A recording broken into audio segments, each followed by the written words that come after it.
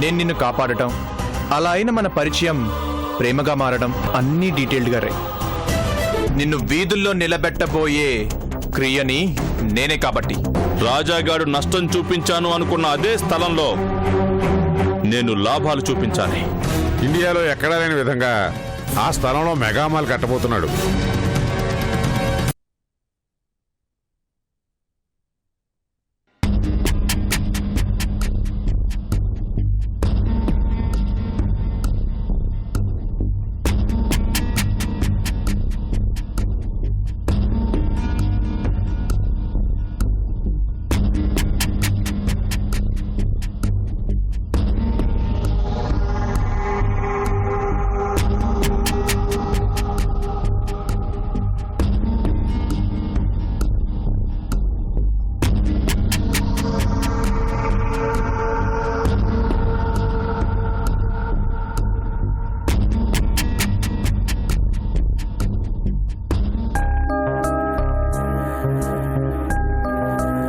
యాండి కొంచెం భోంచేసి వర్క్ చేసుకోండి.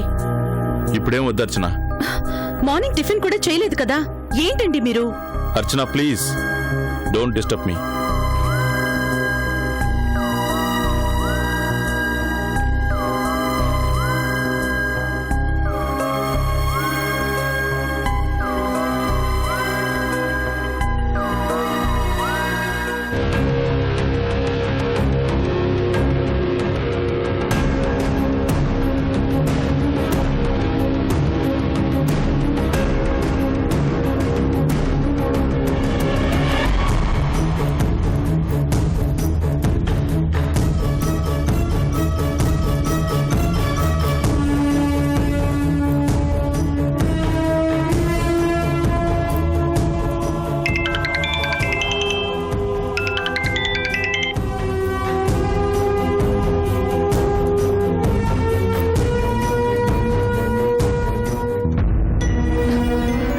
యాండి కాఫీ అయినా అక్కడ పెట్టు. తీసుకోండి.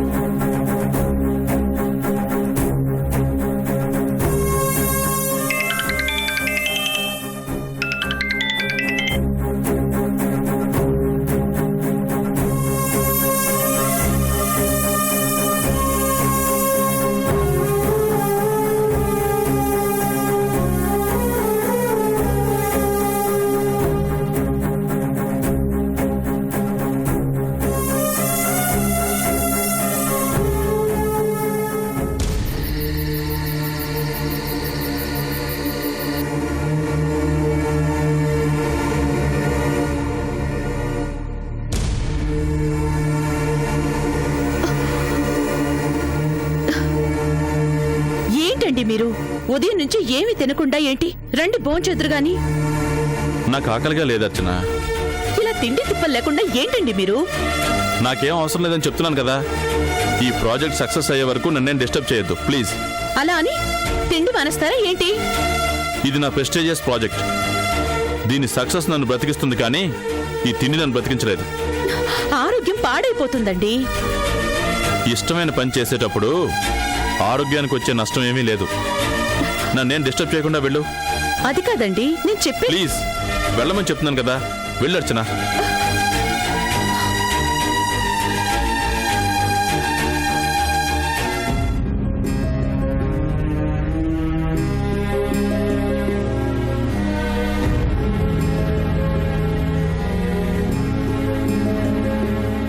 ఏంటి కృష్ణ ఈయన తిండి తిప్పులు మానేసి ఆ ప్రాజెక్టు పని చేసుకుంటూ కూర్చున్నారు?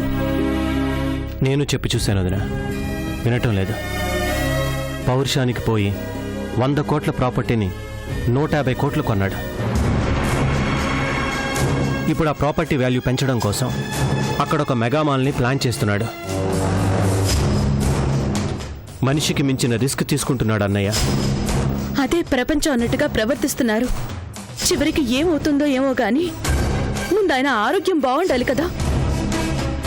మనం ఎంత బరువు మోయగలమో తెలిసి అంతకన్నా బరువు మోయాలని ప్రయత్నించడం ఎప్పుడూ ప్రమాదమే వదిన. అన్నయ్య అలాంటి ప్రయత్నమే చేస్తున్నాడు. ఏమవుతుందో ఏమో.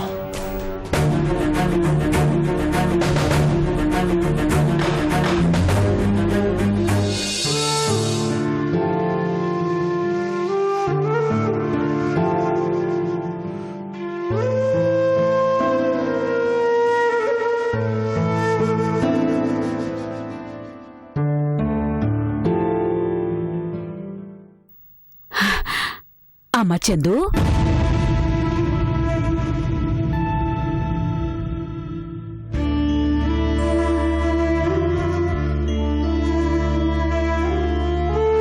బావున్నావా తల్లి?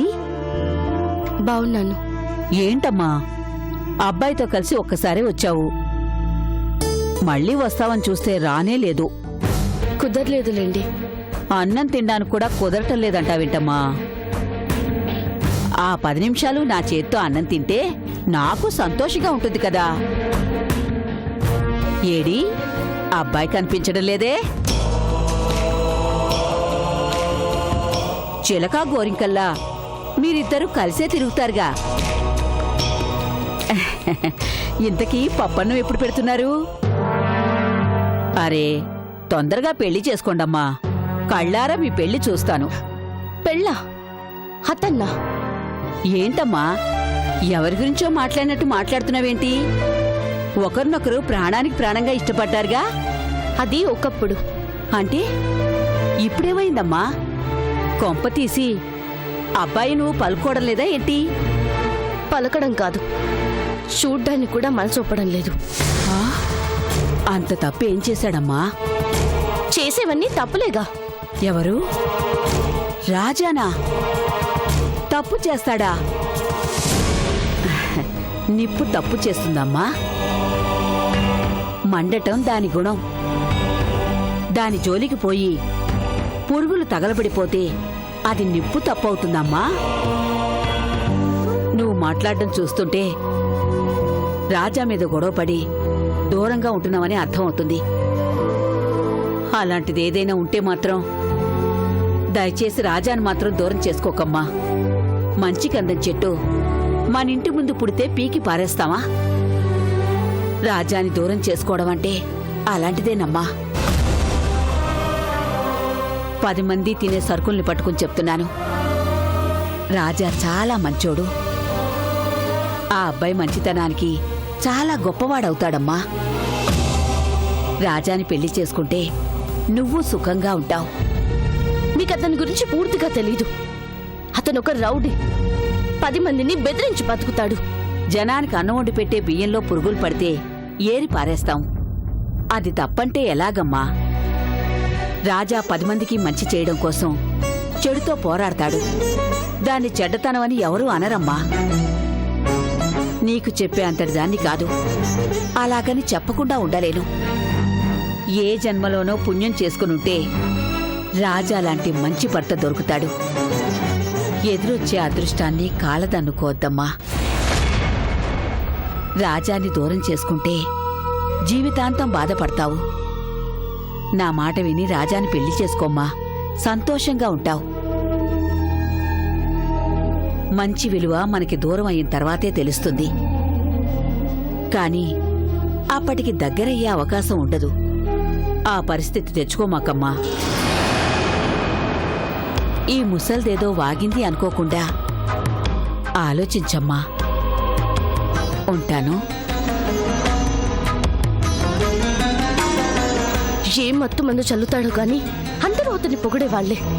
దగ్గర నుంచి చూస్తే కదా అతను ఎంత మంచివాడో అర్థమయ్యేది. ఛ!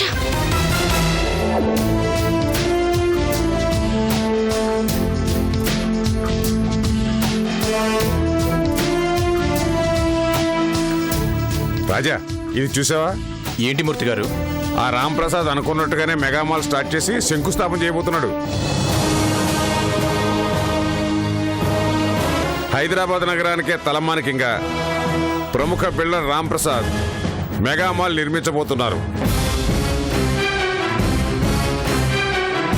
అంతర్జాతీయ ప్రమాణాలతో ఇప్పటివరకు దుబాయ్, మలేషియా, ఫ్రాన్స్ లాంటి నగరాల్లో మాత్రమే ఉండే మెగా మాల్స్కి దీటుగా ఈ మెగా మాల్ రూపుదిద్దుకోబోతుంది. దీనికి కేంద్ర మంత్రి చేతులతో రేపే శంకుస్థాపన జరగబోతుంది. విన్నావా? కేంద్ర మంత్రితో శంకుస్థాపనట.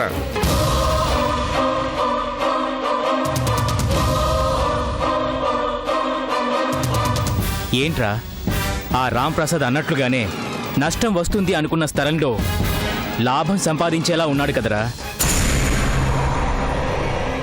అందులో అనుమానం లేదు.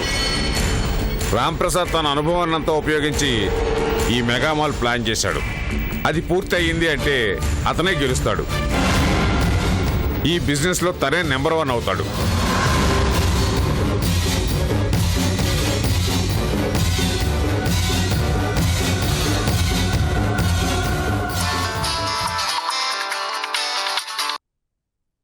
హలో, పేపర్ చూసావా? RK mega mall Ramakrishna mega mall 150 కోట్ల కొనగానే 50 కోట్లు నష్టం అన్నావు. ఈ మాల్ పూర్తయ్యేసరికి ఆదాయం 50 కాదు 100 దాకా వచ్చేలా ఉంది. ఇప్పటికైనా అర్థమైందా ఈ రామ్ ప్రసాద్ అంటే ఏంటో? ఎరా, 4 రోజుల ముందొచ్చి ఒక అపార్ట్మెంట్ కట్టగానే నువ్వేదో పెద్ద మగాడిని అనుకుంటే ఎలా? అడవిలో కూడా అపార్ట్మెంట్ కట్టి అమ్మగల అనుభవం నాది. నా ముందట్రా నీ కుప్పిగంతులు.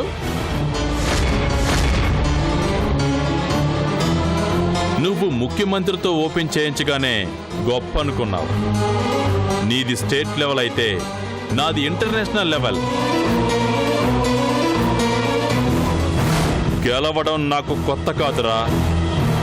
ఓటమి తెలియకుండా ఎదిగాను కాబట్టే నేను ఈ స్థాయిలో ఉన్నాను. నాకు నష్టం కలిగించాలని ఆ స్థలాన్ని నాతో కొనిపించి ఒక రకంగా నువ్వు నాకు మంచే చేసావురా. లేదంటే ఇంత కసిగా ఆలోచించి ఈ మెగా మాల్ డిజైన్ చేసేవాణ్ణే కాదు. ఎనీహౌ, ఓడిపోవడానికి సిద్ధంగా ఉండరా.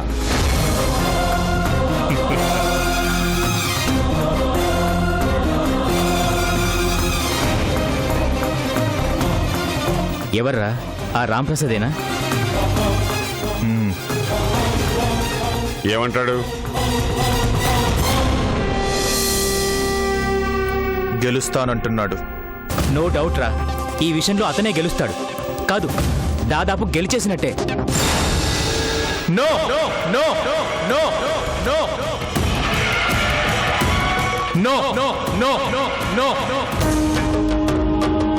ఓడిపోవటానికి కాదురా, తొడకొట్టి బరిలోకి దిగింది. ఓడిపోకూడదు. కళ్ళ ముందు అతని గెలుపు కనిపిస్తూ ఉంటే ఓడిపోకూడదు అంటావేంట్రా?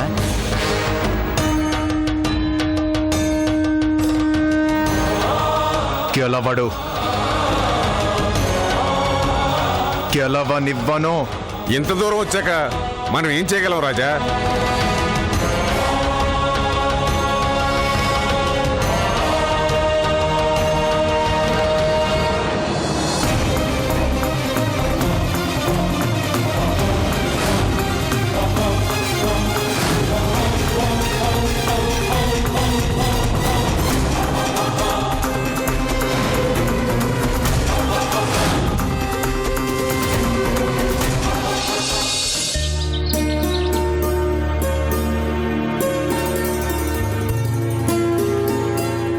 కృష్ణ,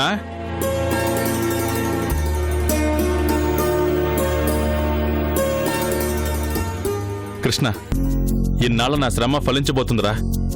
ఈ రోజు నా కళ తీరబోతోంది.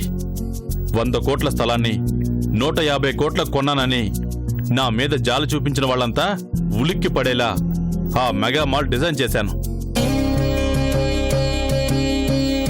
50 కోట్ల నష్టం అన్న అదే ప్లేస్లో 100 కోట్ల లాభం చూపిస్తాను. బిజినెస్లో ఈ రామ్ ప్రసాద్ తెలివితేటలేంటో అందరికీ అర్థమయ్యేలా చేస్తాను. మీరు సంతోషంగా ఉంటే అంతకన్నా మాకు కావాల్సింది ఏముంటుందండి? మామూలు సంతోషం కాదు అర్చన. ఈరోజు శంకుస్థాపన జరిగితే సరిగ్గా 6 నెలల్లో మాల్ రెడీ అవుతుంది. ఆ మాల్ ఎత్తున అందరి ముందు నా గౌరవం నిలబడుతుంది. మంత్రి గారు హెలిప్యాడ్కి బయలుదేరుతున్నారంట. ఈలోపు మిగిలిన ఏర్పాట్లు పూర్తి చేయాలన్నయ్య. అలాగే, సరే బయలుదేరదాం. నగరంలో ప్రముఖ బిల్డర్ స్థలంలో నాగదేవత వెలిసింది.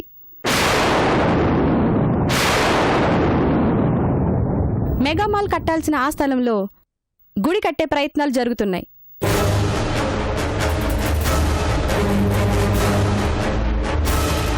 ప్రముఖ బిల్డర్ రామ్ ప్రసాద్ నగరానికే తలమానికంగా కోట్ల రూపాయలతో ప్లాన్ చేసిన మెగా షాపింగ్ మాల్కి ఈ రోజు కేంద్ర మంత్రి భజన్ లాల్ చేతుల మీదుగా శంకుస్థాపన జరపడానికి ఏర్పాట్లు జరుగుతున్నాయి. కానీ విచిత్రంగా రాత్రికి రాత్రే ఆ స్థలంలో నాగదేవత వెలిసింది.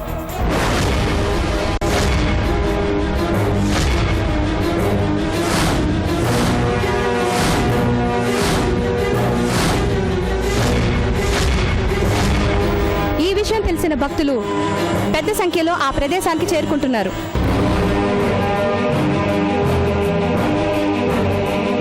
ఇప్పటికే అక్కడ పెద్ద ఎత్తున పూజా కార్యక్రమాలు మొదలయ్యాయి.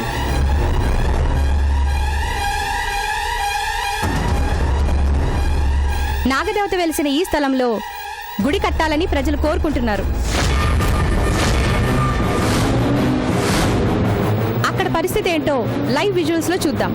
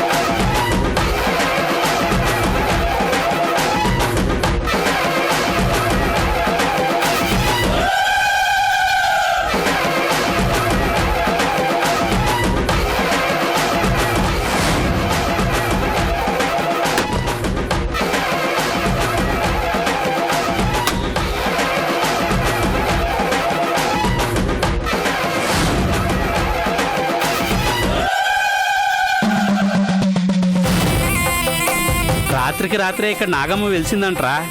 ఎవరికో అమ్మవారి కళ్ళలో కనిపించి ఆ విషయం చెప్పిందంట. అమ్మా తల్లి, మా కోసం ఊరికి నడిబొట్టునే వెలిసావా తల్లి?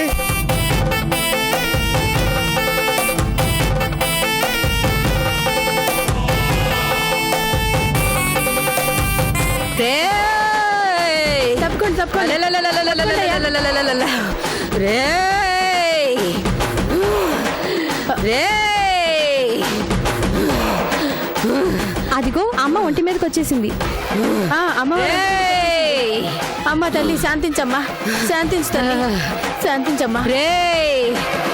ఊర్లో పాపాలు పెరిగాయిరా.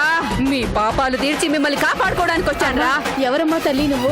ఒసేయ్, నేనెవరినో గుర్తుపట్టలేదంటే బెజవాడ కనకదుర్గమ్మని, మధుర మీనాక్షిని, కాశీ విశాలాక్షిని, మిమ్మల్ని కాపాడడానికి వచ్చిన నాగదేవతనే. నీకేం కావాలో చెప్పమ్మా. నాకు మీరిచ్చేదేంది?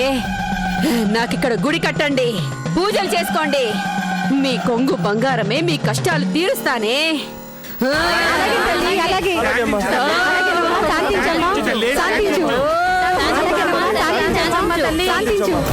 మాట తప్పితే కలకత్తా కాళినైతా, ఊరంతా సర్వనాశనం చేస్తా.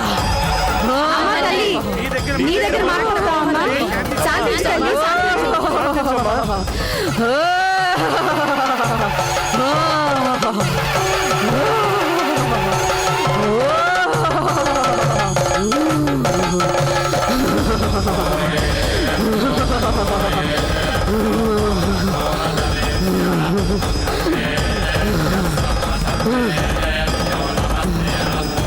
రేయ్, మన కోసం అమ్మ ఏరుకోరి ఇక్కడ వెలిసిందిరా. రేయ్, ఈ స్థలం అమ్మది, మనం ఇక్కడే గుడి కట్టాలి. అవును, గుడి కట్టాలి, కట్టాలి. ఇంటికింత ఊరు చందాలు వేసుకుందాం. అమ్మ కోరుకున్నట్టు ఇక్కడే గుడి కడదాం. అవును అవును, ఇక్కడే గుడి కడదాం.